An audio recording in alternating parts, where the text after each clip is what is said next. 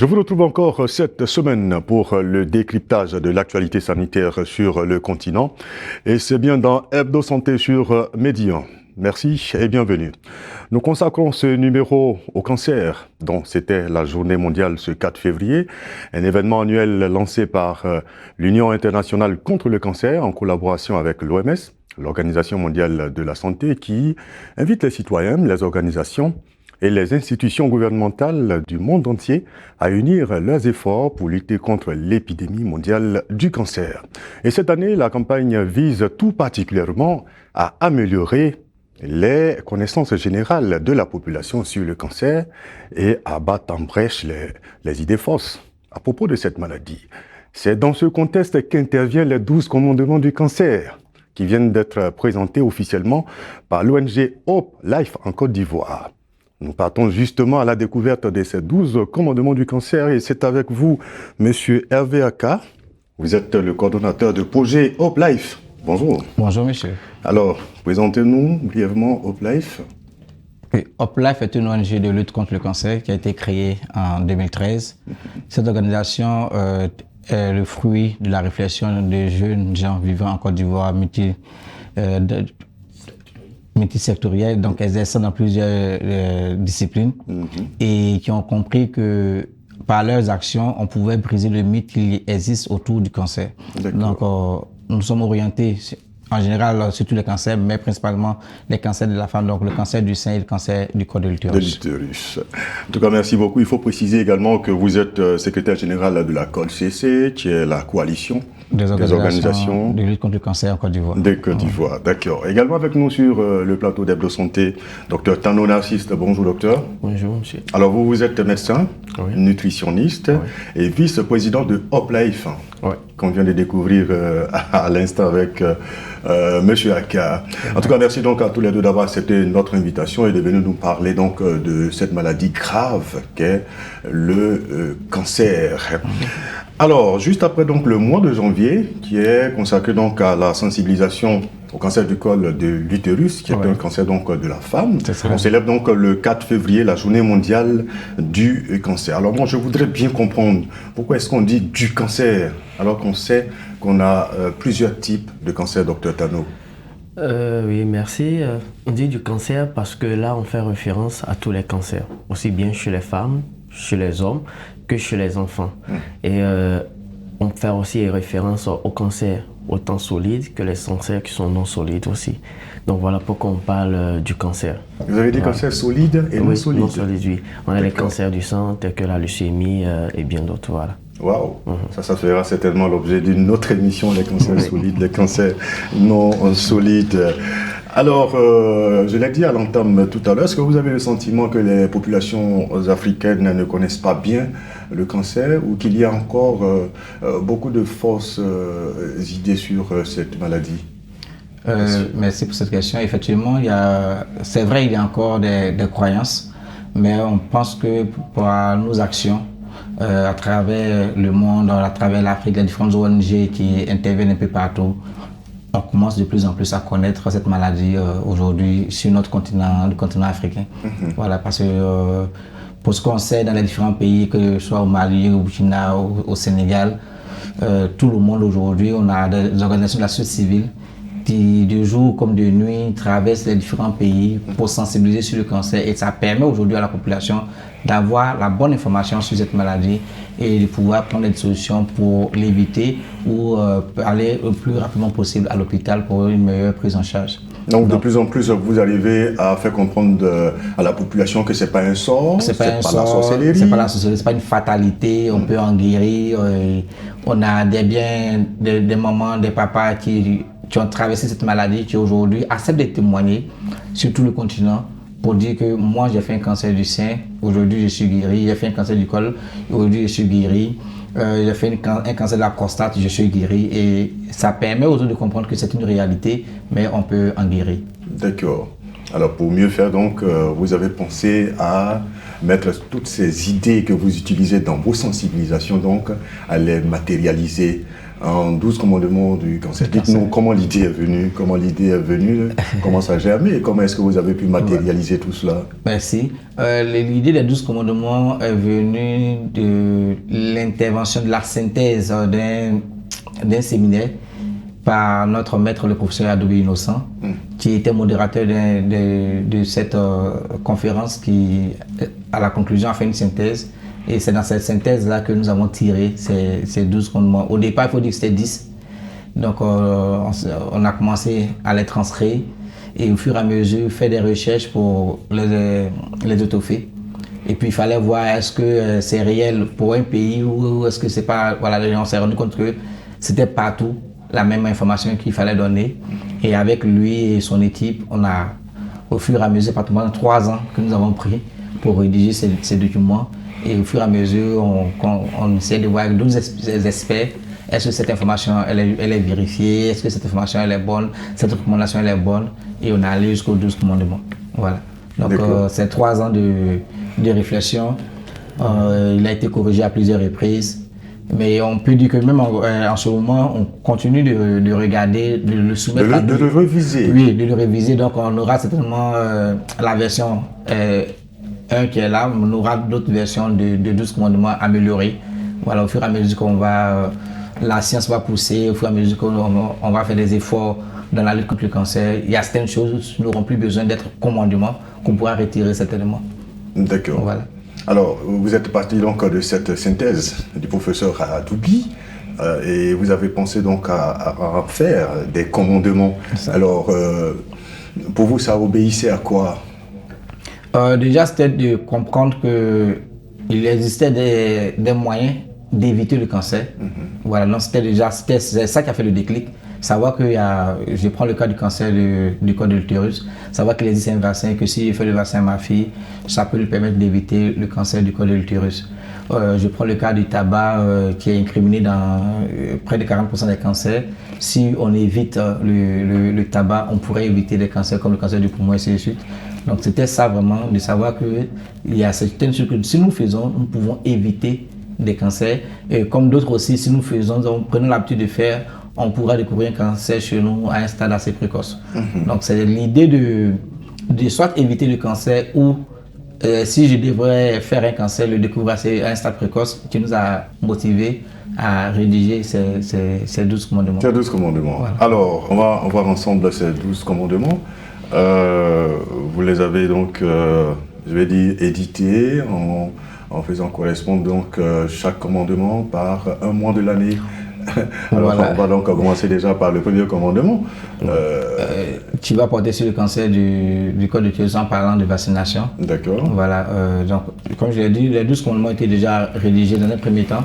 Et après on s'est dit pour 2024, on pouvait déjà les affecter au mois de l'année en fonction de ce que représente le mois dans la lutte contre le cancer. Donc on a le mois de janvier qui est on dit janvier bleu, qui est le mois de lutte contre le cancer du col de l'utérus. Donc on va parler là de la vaccination. Donc comme on parle de vaccination, on va parler en même temps le vaccin contre le cancer du col de l'utérus, mais aussi le vaccin contre l'hépatite B et l'hépatite C, qui vont permettre d'éviter un certain type de cancer. D'accord. Voilà, donc c'est comme ça qu'on a essayé de les affecter après, en fonction du mois. Par rapport soit aux circonstances de nos pratiques pendant ce mois, soit par rapport soit c'est un mois cancer. Donc on a janvier qui est le mois de lutte contre le cancer du col de l'utérus. Dans le mois de février, on a la journée mondiale du cancer et on a aussi dans le mois de février, on a la journée mondiale du cancer, dans la journée du cancer de l'enfant, qui est aussi dans le mois de février. Les deux événements interviennent dans ce mois de février. Dans ce mois de février. D'accord. Voilà. Donc là, le message qu'on aura, c'est quel commandement? C'est pour ça qu'on va parler de si tu as un parent proche qui fait un cancer, qui a fait un cancer avant l'âge de 40 ans, dès que tu as 30 ans, il faut déjà penser à faire un bilan de santé. Donc là, ça prend en compte tous les cancers. Ça prend en compte tous les cancers. Tous les cancers, voilà. Donc si j'ai un parent qui a fait un cancer du col de l'utérus, un cancer du sein, un cancer du poumon, peu importe le cancer, que nous ayons cette habitude-là, dès 30 ans, de commencer à faire des bilans de santé. Ce sont des messages forts. Hein. Voilà. D'accord. Donc, après le mois de février, on va donc après février, on va dans le mois de mars. Donc le mois de mars, dans le mois de mars, on a c'est le mois du cancer du côlon. Voilà. Donc là, on a dit après 50 ans, tu te méfieras de tout trouble digestif, donc la diarrhée, vomissement, constipation. Donc si cela persiste après 3 jours, il est recommandé d'aller rapidement à l'hôpital. Donc ça peut ne pas être un cancer, ça ne veut pas dire que c'est un cancer, mais on recommande qu'on aille directement à l'hôpital. À l'hôpital, oui, docteur Tano, là-dessus. En fait, en général, disons que dès qu'il y a un trouble du transit au-delà d'un certain temps, on se donne en général 1 semaine, 2 semaines. Déjà, il faut chercher à avoir un agent de santé, une constipation chronique, des difficultés à émettre les selles, des douleurs abdominales récurrentes, des remontées gastriques. Vous avez dit plus d'1 semaine. Hein? Oui, déjà. Quand ça va au-delà d'une semaine, ça doit inquiéter, déjà, il faut aller voir le médecin. Oui. D'accord. Quelques jours, d'accord, mais au-delà d'1 semaine, 2 semaines, vous voyez que ça devient assez chronique, il faut déjà aller voir un agent de santé. D'accord, ça c'est un message assez important. Oui. Donc ça c'est pour le mois de mars. Il faut déjà à un certain âge commencer à... Bon, déjà, si vous constatez les trucs comme le docteur l'a dit, il ne faut pas attendre qu'on soit dans les capacités de mener nos activités. Parce qu'en général, c'est ce que nous faisons en Afrique. On attend lorsque c'est... Voilà, c'est quand je n'arrive plus à mener mes activités que je me rends à l'hôpital. Voilà, donc dès que je fais le constat que ça fait plus de 3 jours, 1 semaine que je n'arrive pas à faire ceci, je suis en train de vomir, il faut que rapidement je parte à l'hôpital. Alors qu'on avait déjà vu les signes, on voilà, pouvait donc déjà aller on ne voir, dit pas que c'est un cancer d'avance, c'est pas forcément un cancer, donc, mais ce qui est important, c'est d'aller explorer, faire la consultation, et puis bon, le spécialiste va nous orienter. Avant qu'il ne soit trop tard. C'est ça. Allez, on va partir donc pour le mois d'avril. Donc, le mois d'avril, on va parler du cancer, parler de la consommation des légumes et des fruits. Voilà, pour que on sait que la consommation des fruits et légumes, docteur André, nutritionniste. Oui, c'est nutritionniste. Voilà, on a la chance voilà. Ça va nous aider à éviter vraiment tout ce qui est maladie, et je vais penser que le docteur va nous aider beaucoup plus. Bien sûr. Alors, pour ce mois d'avril, la consommation des légumes et fruits, parce que ça nous apporte surtout des antioxydants aussi, qui vont réduire les cellules cancéreuses, les détruire, mais aussi nous apporte des fibres alimentaires pour aider dans le transit, nous apporte des vitamines, des minéraux qui vont aider à renforcer le système immunitaire, parce que lorsque le système immunitaire est assez bas, ces cellules cancéreuses qui sont produites régulièrement à cause de tout ce qui est phénomène d'agression vont facilement se multiplier. Mais lorsqu'on a des minéraux qui sont apportés par ces fruits, des antioxydants qui sont apportés par ces fruits, ils nous aident à renforcer le système immunitaire, donc à combattre tout ce qui est cellules cancéreuses dans l'organisme. C'est à titre préventif ou oui, à titre préventif. À titre préventif, mais aujourd'hui, on va plus vers une alimentation légumes, fruits, pour aider aussi dans le domaine curatif. Dans le domaine curatif. Oui.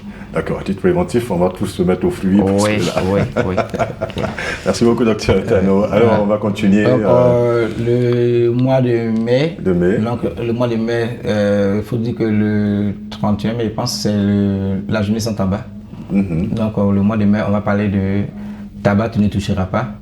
C'est très important parce que le tabac est incriminé dans pratiquement 40% des cancers. D'accord. Voilà, donc l'idéal, c'est qu'on ne fume pas du tout. Et qu'on ne fume, nous-mêmes ne fumons pas, mais qu'on ne fume pas autour de nous. Voilà. N'exposons pas les autres à la fumée de la cigarette. Donc, c'est une recommandation très importante d'éviter tout ce qui est fumé. Donc la cigarette, sous toutes ses formes. D'accord. Voilà. Peu importe la manière de fumer, on recommande que nous ne touchions pas à la cigarette. Ça, c'est un grand commandement, en tout cas. D'accord. Il y a des produits cancérigènes prouvés dans les éléments constitutifs du tabac. D'accord. Voilà. Donc, sur toutes ces formes, hein. Sur toutes ces parce formes. Parce qu'on a de nouvelles formes aujourd'hui, on a le narguilé, on a le chicha et tout ça. Oui, il faut carrément. Tout ça, c'est cancérigène, hein. Oui. Donc, il faut carrément les éviter. Wow. Oui. Même pas, c'est pas une modération qui est demandée, mais il faut carrément les éviter. Il faut carrément les éviter. D'accord. C'est un commandement assez fort, M. Aka. On va poursuivre. Donc, pour nous, c'est vraiment important. Il faut éviter la cigarette, le tabac sous toutes ses formes. D'accord. Voilà, éviter le tabac sous toutes ses formes. Donc le 6e mois, le mois de mai. Qui va correspondre donc au 6e commandement. Oui, effectivement. Bon, même si ce n'est pas dans l'ordre, mais Voilà. dans le mois donc. Là, on a parlé de tout saignement ou douleur qui perdure, tu t'en méfieras. Donc c'est toujours les signes d'alerte par rapport à tout type de cancer. Donc on dit qu'il ne faudrait pas que si je suis en train de saigner, que ce soit du nez, sur une ouverture dont je ne sais pas l'origine sur le corps, je dois m'en méfier. Donc dès qu'il y a un saignement, peu importe la localisation, c'est d'aller rapidement à l'hôpital pour dire que même si c'est un enfant, envoyer l'enfant à l'hôpital pour dire « Ah, docteur, mon fils n'est pas tombé, mais voici, ce matin, il s'est réveillé avec du sang dans les narines, par exemple. » Et le spécialiste pourra orienter. Voilà, mais c'est d'éviter l'automédication. Ah non, bon, je peux utiliser tes produits. C'est d'éviter. On ne sait pas si c'est un cancer, mais il y a eu des cancers qui ont commencé comme ça. Donc c'est pour ça que dès qu'on voit ces signes-là, le cas du cancer du col de l'utérus, c'est des saignements. Ça peut être un saignement au niveau vaginal qui montre que c'est vraiment un signe d'alerte. Donc, comme l'a dit, les recommandations, c'est soit les 12 commandements, soit des recommandations, soit des signes d'alerte que si nous voyons, nous devons aller rapidement à l'hôpital. Donc, l'objectif des 12 commandements, soit nous éviter un cancer, soit nous permettre de découvrir le cancer à un stade précoce. Un stade précoce. Voilà. Donc, voici les 2 objectifs même. De ces 12 commandements. Voilà. C'est assez important. Donc là, on vient de voir le mois de juin, docteur. Pour rejoindre tout saignement, comme il a dit, mais sans signe de lésion. Voilà, sans signe de lésion. Je n'ai pas de plaie, je n'ai rien du tout, je n'ai pas une agression et je constate que j'ai un saignement. Il ne faut pas aller à la pharmacie ou bien chez la femme du marché. Il faut directement aller à l'hôpital pour faire explorer. Quel que soit l'âge, que ce soit un enfant, que ce soit une personne âgée, quel que soit l'âge, il faut automatiquement aller voir un agent de santé. D'accord, on passe donc au 7e commandement. Au 7e, oui. Donc pour le 7e commandement, on va recommander le sport, donc les activités sportives, physiques et la gestion du stress. Donc le conseil que nous donnons ici, c'est que chacun de nous puisse pratiquer du sport régulièrement. Donc nous demandons au moins 30 minutes de sport par jour. Si je peux faire plus, j'en fais.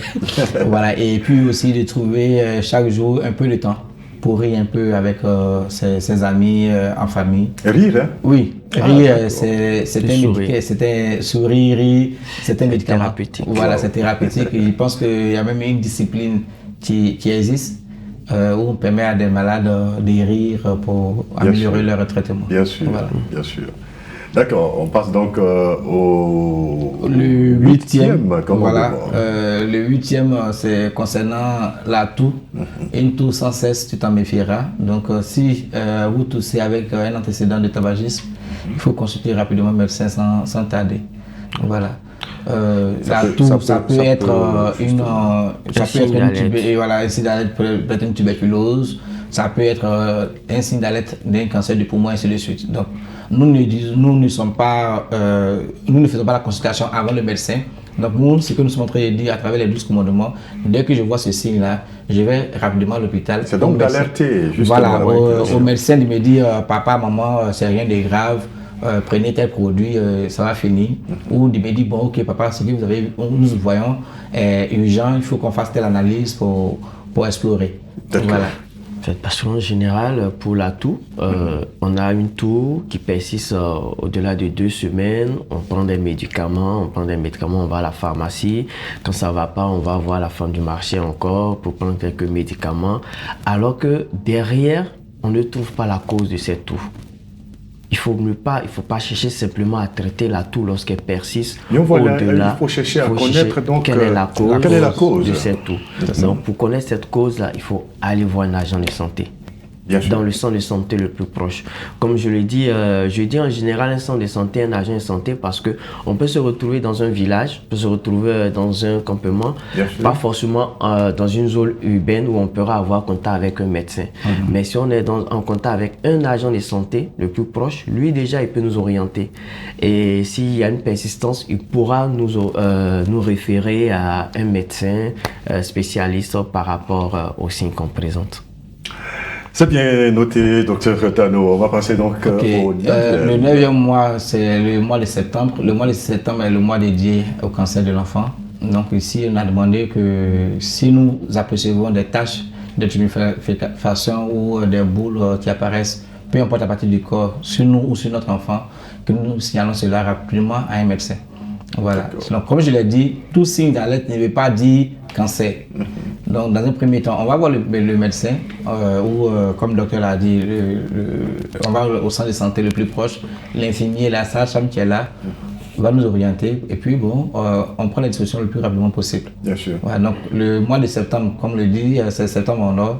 C'est le mois qui est dédié à la lutte contre le cancer. Septembre en or. En or, voilà, par rapport au cancer de l'enfant. Et là, je vais me faire le porte-parole de Dr Tano, éviter l'automédication. C'est ça. Surtout que ce sont des enfants qui sont encore fragiles. C'est ça. Éviter surtout l'automédication. On va passer donc au 10e. Le 10e mois, donc le mois que nous connaissons bien, qui parle du cancer du sein, donc c'est le mois d'octobre. Donc, on va parler ici du cancer du sein, du cancer du col de l'utérus. Donc, le mois de la femme, de demander à ce que la femme fasse l'autopalpation tous les mois, 8 jours après les règles, et que après 45 ans, elle parte faire la mammographie. Voilà, donc l'autopalpation 8 jours après les règles, donc chaque mois, une fois par an, elle va voir un spécialiste ou un agent de santé, donc une sage-femme, un infirmier, un médecin ou un spécialiste pour faire la palpation pour elle. Et à partir de 45 ans, on va lui demander de faire la mammographie. Une fois tous les 2 ans. Voilà, en fonction des résultats, le médecin va l'orienter. Et à partir de 25 ans, elle cherche à faire le dépistage du cancer du col de l'utérus. D'accord. Voilà, donc en octobre, on prend les 2 types de cancers. C'est vrai, octobre rose, c'est cancer du sein, mais c'est le même corps, donc on en parle en même temps, fait un clin d'œil cancer du col de l'utérus, encore une fois. Ok, voilà. C'est les 2 premiers cancers chez la femme. C'est ça. Oui, d'accord. Le cancer du sein, premier cancer chez et la le femme, cancer de la ensuite le col de l'utérus. On va aller au 11e. Le 11e, naturellement, on va parler des hommes. Après les femmes, on va parler des hommes. Donc, on va faire beaucoup plus un clin d'œil au cancer de la prostate. D'accord. Donc, on va demander aux hommes à partir de 45 ans de faire un dépistage. Donc, le dépistage du cancer de la prostate se fait de plusieurs manières. On a le contrôle de la PSA, on a le toucher rectal qui existe. Donc, ils vont aller voir, et puis il y a l'échographie aussi. Voilà, donc il y a plusieurs manières de faire le dépistage du cancer de la prostate. Mais à partir de 45 ans, que tous les hommes aient cette habitude-là d'aller consulter, aller faire le dépistage du cancer de la prostate. Il faut retenir que le dépistage, c'est aller à l'hôpital au moment où on ne se sent pas malade. Ah bon, ne pas attendre forcément, c'est-à-dire ne pas attendre qu'on soit malade. Qu'on soit malade. Là, on ne parle plus de dépistage. Voilà, parce que quand je n'ai aucun signe de maladie, je m'en vais à l'hôpital pour dire, bon, que docteur, regardez, si je peux, ou il pourrait développer une certaine maladie. C'est ça le dépistage. Ah bon. Mais quand on a une douleur, qu'on va, c'est une consultation médicale qu'on va faire. Quand on a déjà un signe, c'est que c'est une consultation. Voilà. Wow. Le mal, c'est que déjà le cancer de la prostate, c'est le premier cancer en Côte d'Ivoire aujourd'hui. Ah bon? Ah oui, devant le cancer du sein. Donc ça veut dire que les hommes n'ont pas pris vraiment l'habitude d'aller se faire consulter avant d'être malade. Avant d'être malade. Voilà, donc il ne faut pas attendre, il faut déjà le faire à partir de 40 ans déjà aujourd'hui. À partir de 40 ans. Hein. Parce que c'est un cancer qui est prédominant sur la race noire. Il faut le préciser. D'accord. Et donc, il faut que tous les hommes, déjà à partir de 40 ans, aient déjà l'idée d'aller voir un médecin pour faire ne serait-ce que le dosage de la PSA, qui est juste simplement sanguin, pour pouvoir voir. C'est important de le savoir. On va donc, enfin, le deuxième commandement. Le 12e, c'est l'alcool. Nous savons que le mois de décembre, c'est le mois où c'est la fête. Donc, on va demander à ce que chacun de nous se méfie de l'alcool, donc consommer de manière très modérée. Très modérée, oui. Un verre régulier à table pour le vin. Voilà, juste un verre régulier à table. Voilà. Mais donc, comme je l'ai dit, c'est le mois de décembre, il y a beaucoup c'est la fête. Souvent, on exagère un peu. Donc, on demande à ce que chacun de nous, pendant le mois de décembre, se méfie de l'alcool. Et il faut dire aussi que l'alcool est incriminé dans la survenue de ce type de cancer. J'espère que vous avez pris donc bonne note de ces 12 commandements qu'on vient de parcourir, les 12 commandements du cancer. En tout cas, merci pour toutes ces informations. Ce sont des informations très très utiles. Alors, comment est-ce que vous allez les utiliser, ces 12 commandements, dans la lutte contre le cancer? Déjà, vraiment, on tenait à vous dire merci pour cette opportunité que vous nous donnez de présenter encore une fois les 12 commandements du cancer. Donc, c'est déjà d'en parler. Donc, il y aura une reproduction sous forme de dépliants à distribuer dans les écoles, les entreprises. Et après, on a un projet de faire des PAD de ce document que nous aurons dans les salles d'attente des pharmacies, des centres de santé, des entreprises aussi, même dans les compagnies de transport. On aura ça pour que pendant l'attente, on puisse avoir le message sur le cancer. On a aussi un projet de le traduire dans plusieurs langues. Super. Voilà, de le traduire dans plusieurs langues pour que dans les différentes radios de proximité, on puisse le diffuser. Et faire passer le message. Si on devait résumer tout ça, 2 mots qu'on doit retenir au sujet du cancer. Tout signe d'alerte doit nous renvoyer à l'hôpital. Merci infiniment. Tout signe d'alerte donc doit nous amener à l'hôpital. Pas d'automédication. En tout cas, merci à vous pour toutes ces informations. Docteur Tano Narcisse, vous êtes médecin nutritionniste et vice-président de l'ONG Hoplife. Et à vous, monsieur Hervé Aka, vous êtes le coordonnateur de projet de Hoplife, une organisation présidée par madame Sekongo Constantine, à qui nous faisons un coucou également. Merci à la COLCC, la coalition des organisations de lutte contre le cancer du Côte d'Ivoire, dont vous êtes membre. On se dit donc à très bientôt pour d'autres sujets d'intérêt sur le cancer. C'est la fin de ce numéro d'Hebdo Santé réalisé par Fares Akora, Michel Yao et Arnaud Dodosso. Merci à vous pour l'intérêt que vous portez à cette émission et à très bientôt pour un autre numéro, toujours sur Bédia.